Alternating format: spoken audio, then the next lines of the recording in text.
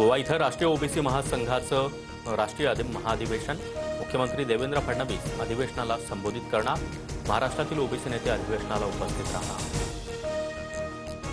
Donald Trump यांनी भारतावर एकूण 50% टॅरिफ लावला। भारतावर 25% अतिरिक्त टॅरिफ लावण्याच्या आदेशानंतर ट्रम्प यांची स्वाक्षरी। रशियाकडून तेल खरेदीला ट्रम्प यांचा आक्षेप। अमेरिकेनं लादलेला टॅरिफ चुकीचा। 140 कोटी भारतीयांच्या गरजांसाठी रशियाकडून तेलाची आयात। भारताचं हित जोपासण्यासाठी पावलं उचलणार सरकारचं उत्तर। पुणे महानगरपालिकेमध्ये मनसैनिकांचा राडा। पोलिसांकडून कार्यकर्त्यांची धरपकड। पालिका आयुक्तांच्या बंगल्यातून वस्तू गायब झाल्यानं मनसैनिक आक्रमक। आयुक्तांची बदली धमकी दिल्याचा आरोप।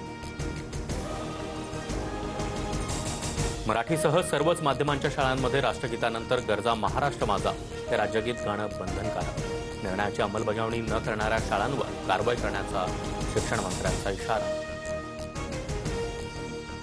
खालिद का शिवाजी या चित्रपटाचं पुनर्परीक्षण करा। राज्य सरकारचं केंद्राला पत्र। 8 ऑगस्ट रोजी चित्रपटाच्या प्रदर्शनादरम्यान कायदा सुव्यवस्थेचा प्रश्न निर्माण होण्याबाबत भीती व्यक्त। सोन्याच्या दरात 2 दिवसात 800 रुपयांची वाढ।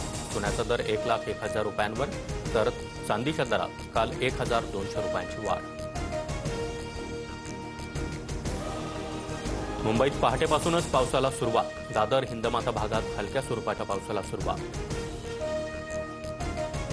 उत्तराखंडमध्ये झालेल्या ढगफुटीत महाराष्ट्रातील 78 जण अडकले, 23 जण बेपत्ता। धराली ढगफुटीनंतर संपर्क तुटला। मंत्री शंभूराज देसाईंची उत्तराखंड पर्यटन मंत्रालयासोबत चर्चा। तातडीनं उपाययोजना करण्याची मागणी।